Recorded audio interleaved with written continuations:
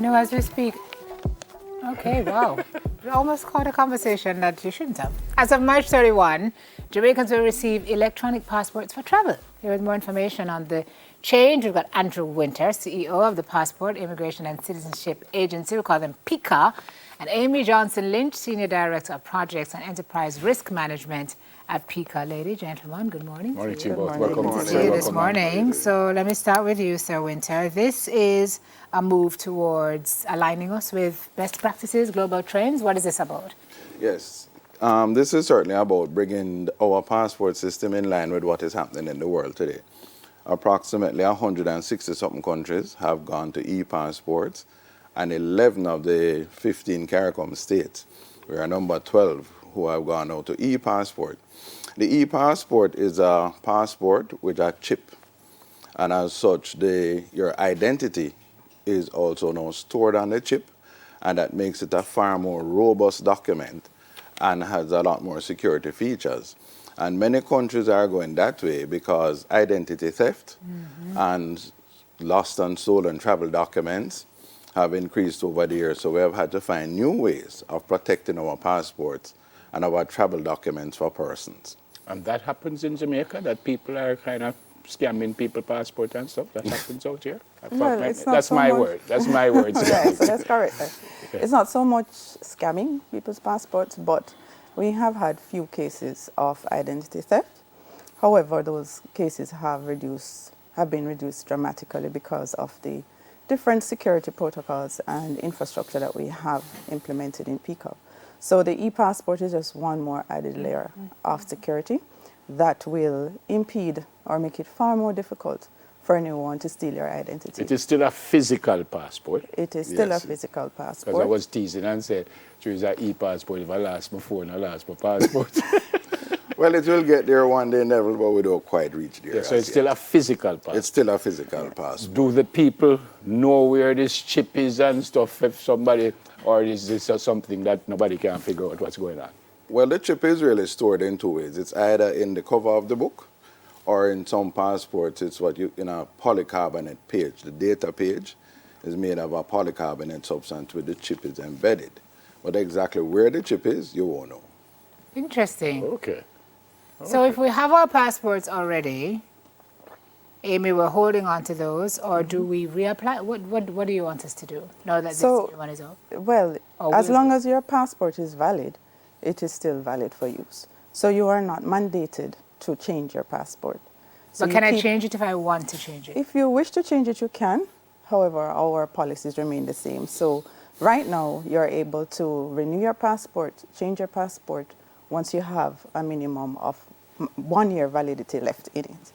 If you wish to replace it with an extended life, you will need to pay the replacement fee. Yes. And that replacement So- fee is how much? 16,500. Okay. But question, if the passport is valid, I can come in and a chip be put in my valid passport, or I have to get a No. new No, one? you have to get a new passport now. The new passport, so you would hand in that, what we call machine-readable passport, Okay. which is the one like this, Yeah.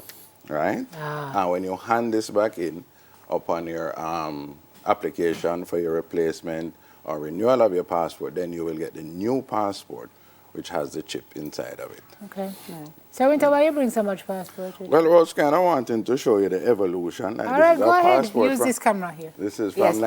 from 1961 to 66. Mercy. This is in the 70s. Let me.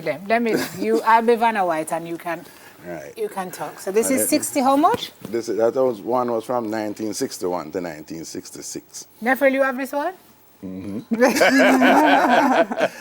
then the this other one. hardcover one, that was in the 70s up to the 80s, right, Amy? Yes, it was. And then now the next one, which is those two soft. Yes, I remember these very well. Right. Those are in the 80s, right up to 2000. Correct. And then in 2004, 2001. 2001, we Yes. changed to that machine. And then these readable. are- And then the CARICOM passport Yes. came in after that. But they've always been very safe. Safety features have been. It's just that Yes. things have gotten so technologically savvy now that we're just moving in the direction that the technology is taking us. Yes. Yes, that is correct, because prior to the introduction of machine-readable passports, those books that you have in your hand were handwritten.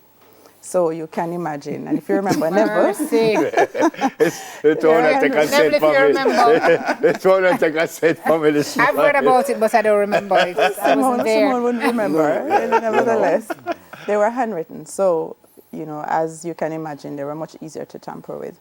Photos were pasted in the passport. They were much easier to remove. With the evolution of technology in identity management, you have far more advanced printing technology, which causes the fraudsters to have a little more work to do. And so with the evolution, we have moved from an advanced printing technology to now the inclusion of the chip somewhere in the passport, which allows for easier validation. It allows for full protection of the person's identity. And when you're crossing borders, again, easier validation for border agents. Yeah, similarly asked about best practices. So anywhere we go with this new passport or anywhere we go with the one that don't have the chip, as long as it's valid, we're still good. You're still good. Yes. You're still good. And in addition, what I like to compliment what Amy has said is that it's not just the passport that we protect. The agency also has facial recognition systems, which helps us to go into the background of when the persons apply. We can check to see if they had any previous passports before. This is what And you we call now also bio, what's it Yeah, called? well, we It's look a for the biometrics. biometric, and we also have our document forensic lab. So if you did try to do something, we can actually test the passport to find out if this is a genuine document. So when you look at the total picture of security that we are now putting in to protect the Jamaican passport and the identity of Jamaican people, it is something that is very important to the agent and we take very seriously. How difficult, maybe not, that's not what I want to ask. What if you lose the passport with the chip in it? Is that going to be any worse off than if you did lose one with never have a chip? Well, you'd have to go back through the same process of reapplying and explaining how you lost the passport. Just remember now that chip and everything in now will be deactivated, so you can't just we have to now go through a process. I kind of did want to find out if somebody can just take it up and they can use it without problem because chip in it. No. Okay. So important to note, the security around the document is layered, yes? So we have physical security technology in use, as well as digital security technology in use. So nobody can just take your passport. You're still going to have your picture in try. it too, Of right? course, yes. Right. Nobody can just take your passport and use it because the information won't correspond. And when checks are done. Again, similar as if you detected. can use one without the chip as long as it's valid. Once When it's do we valid. get to this stage that you can't use no passport unless it has a chip? When is Well, that? I know the International Civil Aviation Organization, which kind of sets the standards for passports globally. They are currently in the process of developing, because as you can see from this, the passport of the traveler it's evolving. Yeah. Right? So as we evolve with the new technology and the emerging technology, certainly there will come a time when passports, maybe in the next 25, 30 years, where it is going to be maybe the size of your driver's license. And then they read that. That will have all of your travel information. But what we are doing now in PICA is setting the stage as we now move towards that, because we have to prepare for the future from now. Yep. Yeah. Absolutely. Yeah, Because the future is tomorrow. Yeah, as you might know, I have a little card that is a citizenship card, and it is like my driver's Like your license, driver's as, license. as you might know. So you're suggesting that sooner than later. Well, I wouldn't say so. Well, Neville, 25, 30 years, even though the time is moving quickly, it's not, it's later. I also want to just say congratulations to you folks, because you're doing some really good work at PICA. You've made some great improvements in terms of applications for passports. Turnaround time is amazing. And Thank you. online, you can And do it online. So we thank you for that very much. Convenience. You could have just bring one Appreciate for it. us still. Bring a passport, no? Yeah, with that No, chip. you still have to apply for it. I know you're fighting hard, but I think you should get back your Jamaican passport. Sing! I have one in it, just expired. About No, you 100 can't come in years and ago. renew it. Thanks for coming. God bless you both. All right, Thank thank you you for very CEO much. of the Passport Immigration and Citizenship Agency, Andrew Winter, and Senior Director of Projects and Enterprise Risk at PICA, Amy Johnson Lynch. Take a break on Smile. We're right back with more. Here you go.